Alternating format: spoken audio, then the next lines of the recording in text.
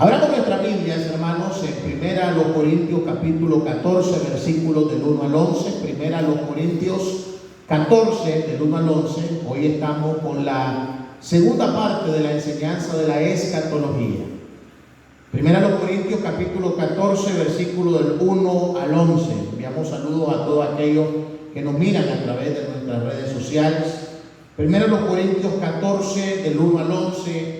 Hoy, hermanos, estaremos hablando de la escatología, ¿verdad? Los tiempos futuros. Ya lo explicamos en la primera parte, no vamos a redundar ni a repetir lo que ya dijimos. Si alguien se la perdió, pues puede ir a mirar. Si le interesa la enseñanza, puede ir a mirar nuestro video. Ahora usted me podrá decir en esta noche, pastor, si estamos estudiando escatología, porque vamos a ver 1 Corintios capítulo 14, que aparentemente no habla nada de la escatología. Si usted lo pensó, me alegra, porque entonces quiere decir que usted es alguien inteligente. Si usted ni siquiera lo ha pensado, porque tal vez ni sabe lo que dice 1 Corintios 14. Habla de los dones, ¿verdad? Y del hablar en lenguas. ¿Y qué tiene que ver una cosa con otra? Pues no mucho. Sin embargo, hermano, quiero sacar una idea, porque hay un punto que vamos a tocar acerca de la escatología, que es el vocabulario escatológico, las palabras. Después, hermano, al final, si usted tiene alguna pregunta, después de la enseñanza, usted me la puede hacer. Y si algún amigo que nos mira a través de YouTube no tiene alguna pregunta, también la puede hacer, dejar algún comentario y lo estaremos respondiendo. Dice 1 Corintios capítulo 14, el versículo 1 al 11: seguid el amor y procurad los dones espirituales, pero sobre todo que profeticéis. Porque el que habla en lenguas no habla a los hombres, sino a Dios, pues nadie le entiende, aunque por el Espíritu habla misterios. Pero el que profetiza habla a los hombres para edificación, exhortación y consolación. El que habla en lengua extraña a sí mismo se edifica, pero el que profetiza edifica a la iglesia. Así que quisiera que todos vosotros hablaseis en lenguas, pero más que profeticéis, porque mayor es el que profetiza que el que habla en lenguas, a no ser que las interprete para que la iglesia reciba edificación. Ahora pues, hermanos, si yo voy a vosotros hablando en lenguas, ¿qué os aprovechará si no os hablare con revelación, o con ciencia, o con profecía, o con doctrina? Ciertamente las cosas inanimadas que producen sonido, como la flauta o la cítara, si no dieren distinción de voces, ¿cómo se sabrá lo que se toca con la flauta o con la cítara? Y si la trompeta diere sonido incierto, ¿quién se preparará para la batalla? Así también vosotros, si por la lengua no diereis palabra bien comprensible, ¿cómo se entenderá lo que decís? Es por eso que estamos leyendo esta porción. Porque si vamos a estudiar el vocabulario escatológico, debemos de conocer el significado de las palabras en el ámbito escatológico. Si no, usted no me va a entender lo que yo le quiero decir. Dice, porque hablaréis al aire. Y eso es lo que queremos evitar durante lo que falta de la enseñanza. Que usted no entienda lo que yo digo y de que usted sienta que estoy hablando al aire o yo sienta que estoy hablando al aire. Versículo 10 dice: tantas clases de idiomas hay seguramente en el mundo, y ninguno de ellos carece de significado. Pero si yo ignoro el valor de las palabras, seré como extranjero para el que habla, así que el que habla será como extranjero para mí. No debemos de ignorar el valor de las palabras. Y por eso, hermanos, en esta noche vamos a hablar acerca del vocabulario escatológico. Escogí esta porción de la Biblia, que obviamente, repito, nada tiene que ver con la escatología, pero sí con lo que queremos abordar. Repito, vocabulario escatológico, palabras con las cuales usted debe de familiarizarse cuando se van a tratar temas escatológicos. Recuerde, escato, lo último, lo final, ¿verdad? El estudio y la predicación, la enseñanza de las últimas cosas. Y en estos versículos del 1 al 11 encontramos, hermano, cosas importantes para tomar en cuenta y aplicar en cuanto al estudio de la escatología, mi estimado hermano.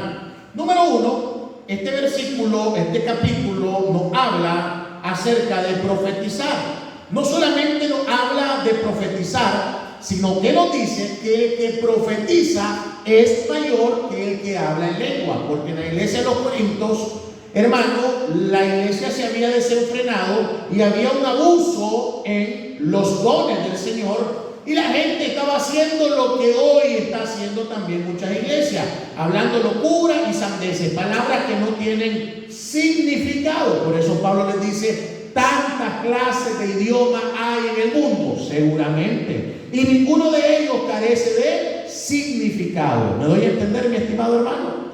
Entonces, hermano, este capítulo es importante para eso, para conocer el significado y el valor de las palabras, y que usted no ignore el valor de las palabras. Entonces, lo primero que nos habla es de profetizar. ¿Qué es profetizar, hermano?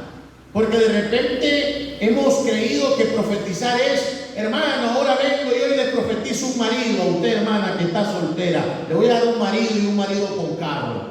Hermana, ahora le profetizo un chaval ahí para que una panza y vienen gemelos, para que usted mire cómo viene la bendición doble. Hermana, ahora a usted yo le profetizo que hasta que se va a sacar la lotería, etcétera, etcétera, péguele al 77. Tonteras, hermano. Y de estas cosas se están viendo en la Biblia mucho. Pero la palabra profetizar, hermano, viene del griego profetía, que significa la proclamación de la mente y el consejo de Dios. Voy a repetir eso: proclamación de la mente y el consejo de Dios. Profetizar, hermano, es revelar según las Escrituras. Repito, profetizar es revelar según las Escrituras, según lo que está escrito. A esto se le llama, hermano, escúcheme bien, o ahí es donde está la mente de Dios. ¿Dónde está la mente de Dios? En la Biblia. Voy a repetir eso: ¿dónde está la mente de Dios? En la Biblia, mi hermano. Si quiero conocer cómo Dios piensa, ¿qué va a hacer usted? Va a leer la Biblia. Porque Dios, usted no va a orar: Señor, dame una revelación grande. Dice Dios: lee la Biblia.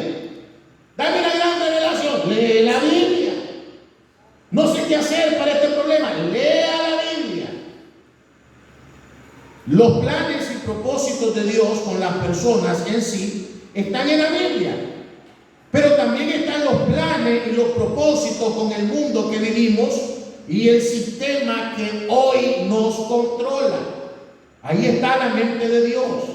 Hay muchas cosas. Ahorita están, hermano, ¿cómo se llama? La gente asustada porque el iceberg más grande de no sé qué polo se desprendió. Yo compartí esa noticia y es mucho grande, más que Manhattan y no sé cuántas veces, y eso va a provocar inundaciones. Pero en el libro de Job, un libro antiguo, muy antiguo, nos habla de que los tesoros de la nieve y el granizo, de las cosas que están preparados para un futuro, para el día del juicio, de la ira del Señor.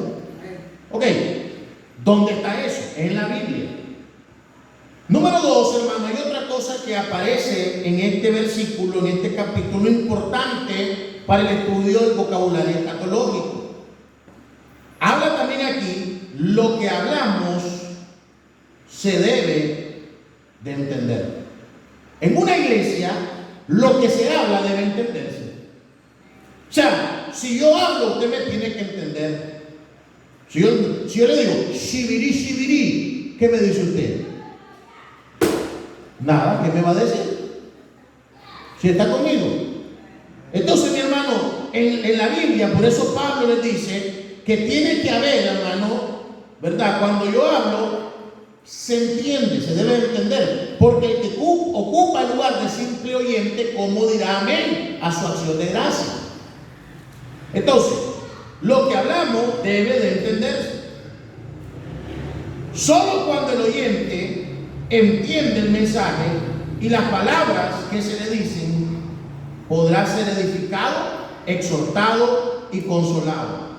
El objetivo por el cual la iglesia se reúne es para ser edificado, exhortado y consolado. Pero no puede esto suceder si no entiende las palabras.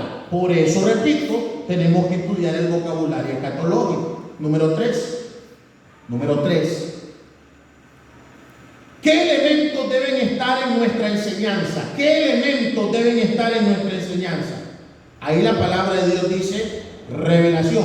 ¿Qué pues, hermanos? Dice, ¿verdad? Cuando vaya a vosotros, si yo voy a vosotros hablando lengua, ¿qué os aprovechará si no hablare con revelación? Pero de la revelación, hermano, que nosotros debemos de estar ocupados es la revelación plenaria. ¿Qué es revelación plenaria? Bueno, en ese tiempo, en primera de los Corintios, toda la escritura no había sido terminada, no había sido, hermano, terminado todo el Nuevo Testamento, cierra con Apocalipsis, y por eso Dios tenía que hablar, tenía que manifestarse para guiar el pueblo. Hoy tenemos plenamente toda la revelación de Dios. ¿A dónde? En su palabra. La Biblia es la palabra de Dios, ¿me doy a entender? Y cuando hablamos de revelación plenaria, significa que debemos de estar conscientes que cada palabra que se encuentra en la Biblia nos es dada por Dios y que todo lo que está en la Biblia es autoritario y que cada palabra está dirigida divinamente por Dios. ¿Dónde encontramos eso? Lo encontramos en 2 Timoteo, capítulo 3, versículos 16 y 17. 2 Timoteo, capítulo 3, 16 y 17. Escuche cómo dice: toda la escritura es inspirada por Dios, exhalada y útil. La palabra de Dios es útil. Un cristiano útil es un cristiano que lee la Biblia. Un cristiano que no lee ni estudia la Biblia es un cristiano inútil. Es útil para enseñar. ¿Qué va a enseñar usted? La Biblia. Es útil para redarguir. Redarguir es esa palabra que significa defenderse de las falsas enseñanzas. Es útil para corregir. ¿Cómo va a corregir usted? A través de la Biblia. Es útil para instruir en la justicia, lo que es bueno. Pero ¿qué es, hermano, lo que nos ayuda a esto? Toda la escritura. Ahora dice, a fin de que el hombre de Dios sea perfecto, no significa impecable, significa maduro y completo. Maduro y completo. Enteramente preparado para toda buena obra. Ay, pastor, no puedo hacer esto. ¿Por qué? Porque usted no está preparado. ¿Ya? Y en 2 de Pedro, capítulo 1, versículo 21, hablando, hermano, de lo que es la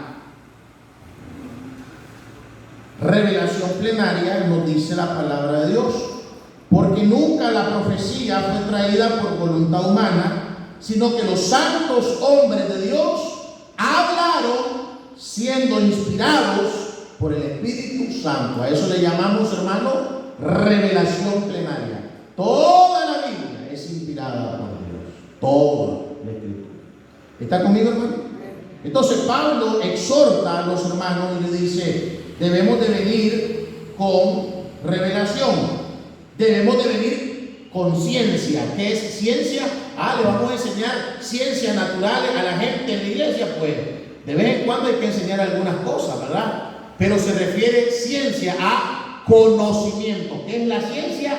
Conocimiento. Ciencias naturales, conocimiento de la naturaleza. Eso es lo que le están enseñando a usted. Conocimiento es, hermano, que cuando viene a la iglesia usted no tiene a un neófito, alguien que no estudia, que no conoce, alguien que de repente, hermano, agarra una Biblia y la despedaza porque no conoce, no ha estudiado, no ha entendido lo que es la palabra del Señor. Ciencia es conocimiento. Amén. Por eso cuando hay iglesias donde no hay conocimiento, la gente solo le llega a hablar de sueños, de visiones, de revelaciones, de que tenés un diablo, de que te están haciendo brujería, de que tu vecino, porque no hay conocimiento de la palabra de Dios. Y no decimos que esto no sea mentira, pero no son la mayoría de los casos. Cuando hablamos de profecía, ya lo hemos mencionado anteriormente: revelación, ¿verdad? Proclamación de la mente y el consejo de Dios. Y cuando hablamos de doctrina, que nos tenemos que presentar en la iglesia con doctrina, es la palabra doctrina y es didaque, que está relacionado con un doctor, ¿verdad? Un doctor de la ley daba doctrina, enseñaba. Entonces, la palabra doctrina denota una buena enseñanza o aquello que se enseña. Voy a repetir eso. Una buena enseñanza o aquello que se enseña. Entonces, visto desde ese punto de vista, visto desde ahí, partiendo de ahí, de la importancia que Pablo nos menciona en 1 Corintios capítulo 14, versículo el 1 al 11, la importancia de las palabras, hemos de estudiar entonces lo que es el vocabulario bíblico. Si yo, por ejemplo, le menciono a usted en la Biblia arrebatamiento, ¿me podría explicar usted qué es el arrebatamiento? Con palabras sencillas. A lo mejor usted es nuevo en la iglesia y dice, no, yo ni siquiera sé qué es arrebatamiento. Para mí arrebatamiento es que voy en la calle o en el oriental, llevo mi compra y me las arrebatan. Eso es lo que yo sé que es arrebatamiento. O de repente una persona que es arrebatada, es atrevida. Pero no, en el vocabulario escatológico, la palabra arrebatamiento nosotros se lo damos al rapto de la iglesia. Arrebatamiento es rapto, rapto es arrebatamiento. El rapto, hermano, es la doctrina o la enseñanza que nos habla, que nos enseña de la salida de la iglesia antes de los 7 años de tribulación y el gobierno del anticristo. Nosotros creemos que a través de las escrituras viene una gran tribulación, vienen 7 años de tribulación, que es el cumplimiento de la semana 70 de la profecía de Daniel, de las 70 semanas. Hay unas fechas importantes que Daniel da, que su cumplimiento, hermano, se da precisamente cuando Cristo entra, mi hermano, a Jerusalén, ¿verdad?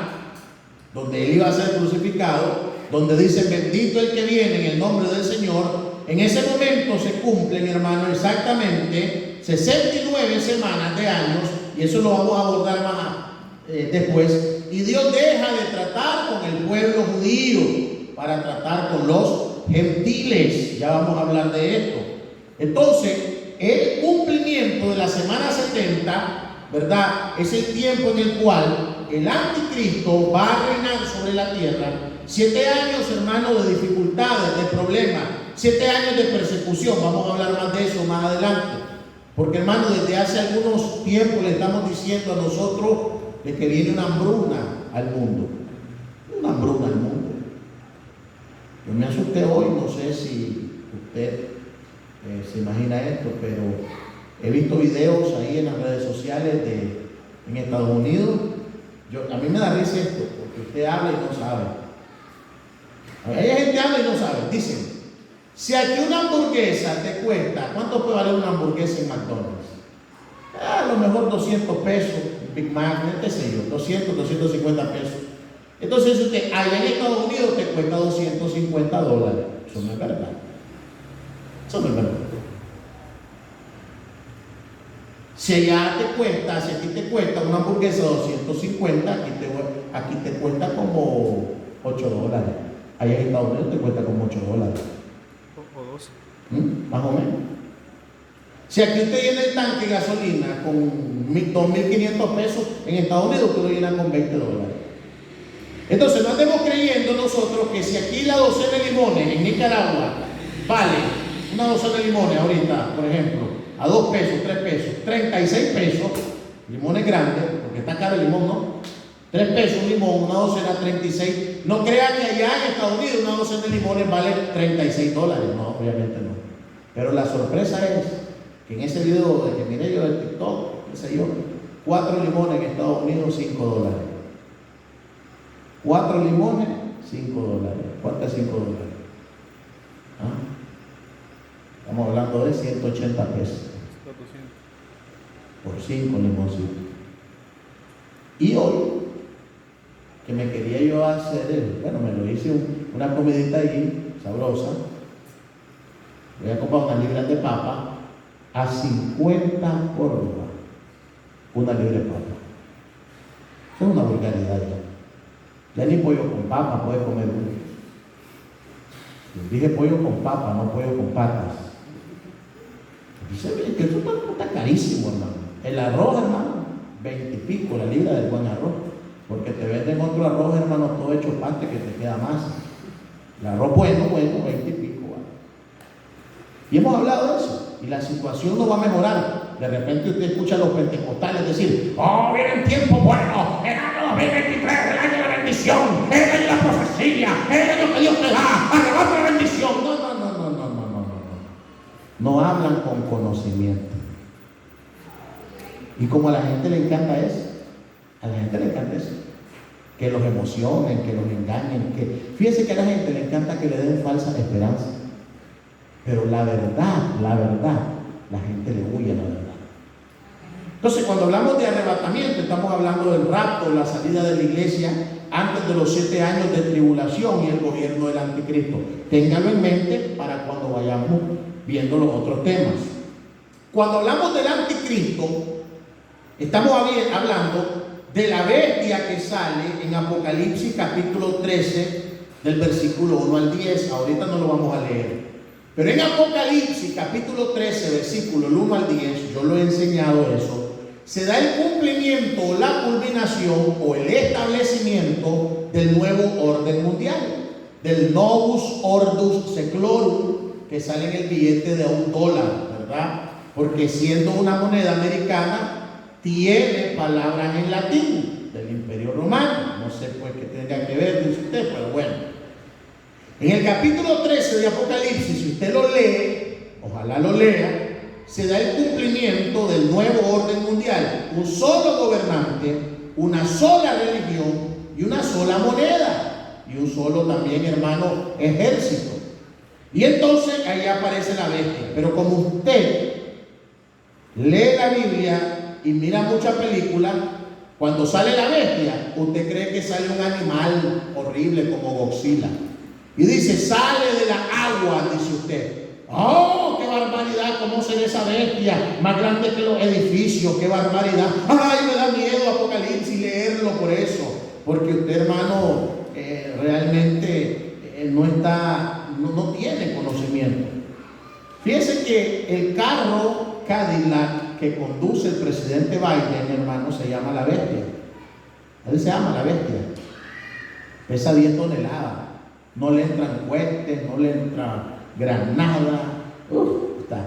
Pero cuando habla de la bestia, está hablando del anticristo. Y el hecho de que sale del mar, la misma Biblia nos enseña en el libro de Apocalipsis que mar o aguas es o representa muchedumbres de pueblos, de gente y de naciones.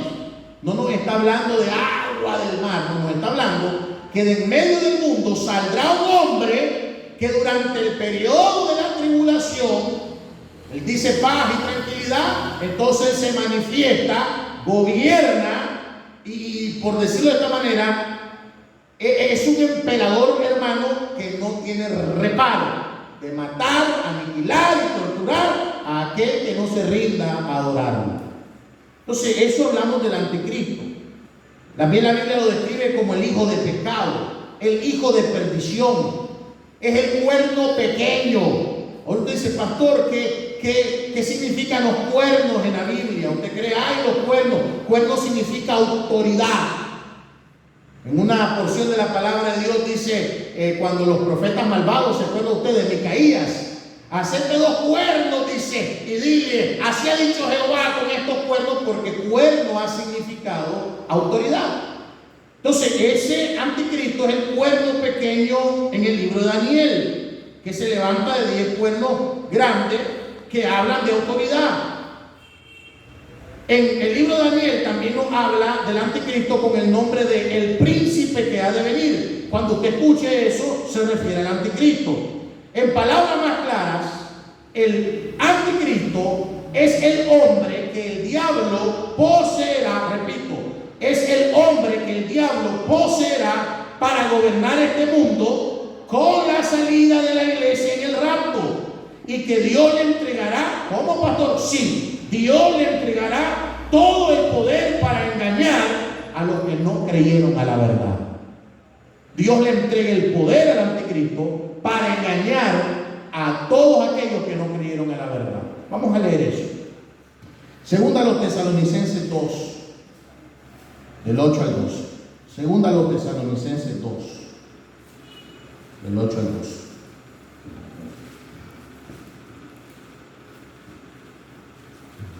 Ok, dice así.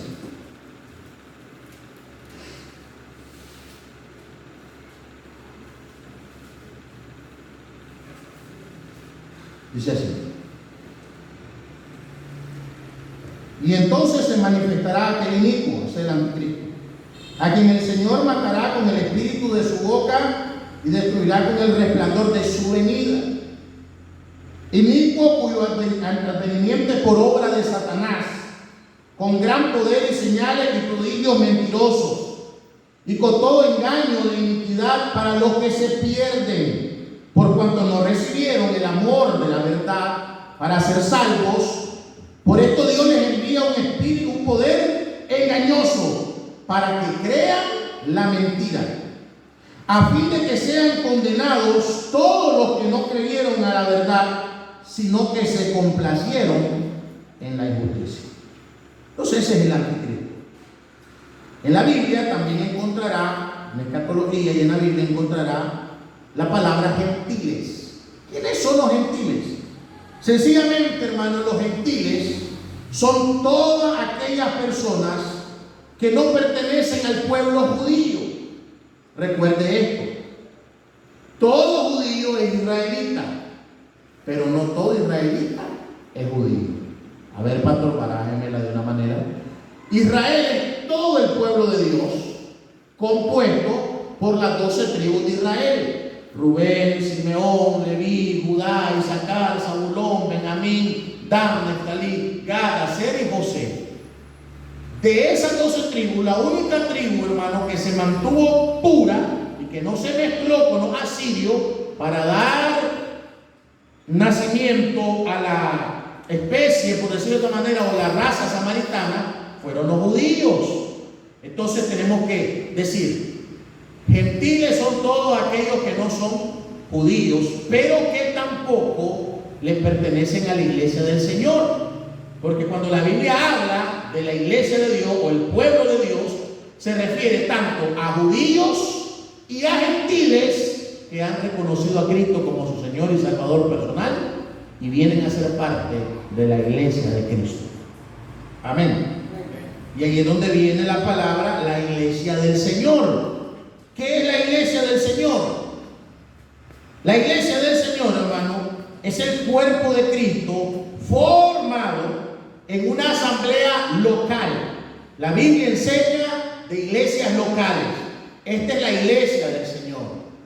En otro lado hay otra iglesia local, es la iglesia del Señor. Pero esta iglesia, hermano, ¿verdad?, del Señor, repito, que es una asamblea local de creyentes, tiene como características principales que predican salvación solo por Cristo. Ojo con esto, porque cuando yo digo que yo tengo que portarme bien para salvarme, entonces dejo de creer que la salvación es solo por Cristo. Ya no puede ser esa la verdadera iglesia de Cristo. La salvación es solo por los méritos de Cristo, solo por fe, solo por fe. El que no cree en la salvación a través de Cristo no se puede salvar. Y solo por gracia. Usted no merece ser salvo, ni yo.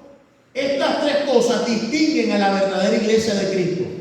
Si estas tres cosas no imperan, ni son la punta de flecha, la punta de lanza de la enseñanza y de toda la enseñanza nuestra, cuidado, hay iglesias que tienen nombre que viven y están muertas. Y esta iglesia que predica salvación por Cristo, por fe y por gracia, se reúne para algunas cositas. Uno, tener comunión con Dios. Si usted no se reúne en la iglesia, usted ya no tiene comunión con Dios. Mira cuán bueno y cuán delicioso es habitar los hermanos juntos y en armonía. La iglesia se reunía para tener comunión con el Señor. Ay, dicen algunos cristianos asociales: yo no necesito ir a la iglesia para tener comunión con Dios. Pero cuando dejas de asistir a la iglesia, tu comunión con Dios se va perdiendo. Seamos honestos. La Biblia no se equivoca. Se reúnen para predicar la verdad y alcanzar al perdido. Para eso nos reunimos en la iglesia. Para tener comunión con Dios. Predicar la verdad. ¿Qué es la verdad? Cristo es el camino, es la verdad y es la vida. Y alcanzar a los perdidos. Amén. Cuando hablamos de Israel, estamos hablando de todo el pueblo de Dios, representado en las 12 tribus de Israel, que ya se las mencioné anteriormente. Este Israel es el pueblo escogido por Dios. Cuando en la Biblia o en la iglesia mencionemos, en el estudio de la escatología, la palabra reino de Cristo, estamos hablando de los 1000 años, el milenio. ¿Cuándo ocurrirá el milenio, hermano? Ocurrirá después de la tribulación. Esta enseñanza es importante porque entonces usted, si le presta atención a esta enseñanza, a lo mejor un día no va a poder venir, pero gloria a Dios que lo estamos grabando a través de YouTube, y si le interesa conocer, usted lo va a ver. Amén. Y entonces usted va a ir sabiendo, acomodando las cosas y en qué texto se aplica para qué tiempo, para que no ande perdido. Cuando hablamos del reino de Cristo, se refiere al gobierno de Dios, gobierno teocrático, a un reino literal, milenial, por 1000 años, gobierno de Dios. Antiguamente Dios gobernaba por sus reyes y sus sacerdotes, pero en un futuro, escuchen en esto, en un futuro, este reino será ejercido personalmente por Cristo. Cristo reinará en esta tierra por 1000 años. Lo miramos en Apocalipsis 2, 26 al 28, en Salmo 2, del 6 al 8, y en Isaías capítulo 9, 6 al 7. Solamente nos estamos identificando con el vocabulario. La gente subirá. Ven y subamos al monte. ¿Dónde gobernará el Señor? En el monte de Sion. Israel.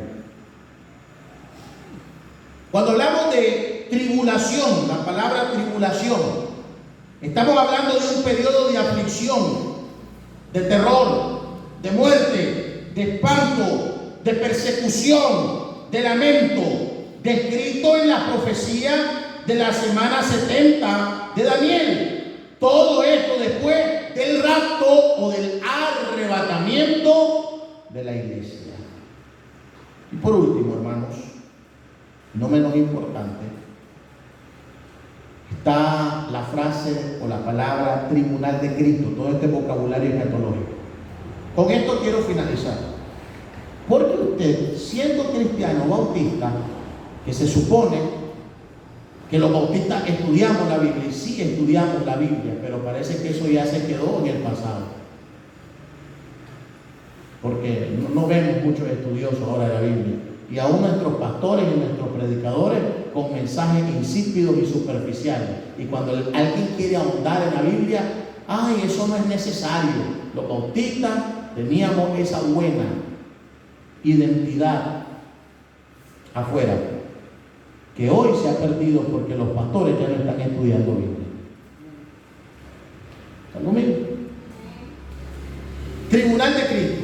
Hay muchos aquí que yo les aseguro que creen que van a ser juzgados todo el impío con el cristiano. Allá nos vamos a ver, Dios nos va a juzgar a nosotros. Y eso no es verdad. Hay varios juicios, hermano, y esa es una enseñanza futura, los juicios de Dios. Pero el tribunal de Cristo, hermano, es solo para aquellos que son salvos. Después de la tribulación, ¿verdad? Y que Cristo, cuando se da el rapto de la iglesia, y esos versículos están en Romanos 14:10, necesario que todos comparezcamos ante el tribunal de Cristo, en 1 Corintios 3 del 9 al 15, en 2 Corintios 5:10. Pero como hoy solamente tenemos que familiarizarnos con el vocabulario, cuando hablamos de ese tribunal de Cristo, estamos hablando del juicio de los salvos. Cuando la iglesia es levantada en el cielo, se da el tribunal de Cristo. ¿Para qué? Para que cada uno reciba según lo que haya hecho en esta vida. Siendo cristiano, dice la Biblia, sea bueno o sea malo. Ahí no es para saber si sos salvo o no sos salvo. O sea, el cristiano, hermano, nunca, y esa es otra cosa que es bueno enseñar. Hay muchos que enseñan y muchos predicadores diciendo, y cuando nosotros los cristianos estemos allá en el juicio del gran trono blanco y busquen nuestro nombre en el libro de la vida, déjeme decirle que el juicio del gran trono blanco es solo para los que rehusaron creer en Cristo, y que todos los que sean buscados en el libro de la vida, ninguno de ellos se encontrará, porque son condenados y serán juzgados según su obra. Mire qué bonito esto. El que cree que se salva por su obra será juzgado por su obra, y los que creemos que somos salvos por Cristo, bendito Dios, dice que ya nuestros pecados fueron juzgados cuando Cristo murió y resucitó por nuestros pecados en la cruz del Calvario. Por eso se le llama tribunal de Cristo. Yo me detengo, hermano. Cualquier pregunta, cualquier comentario después de la transmisión o por algún comentario en video. Dios le bendiga. Padre, gracias.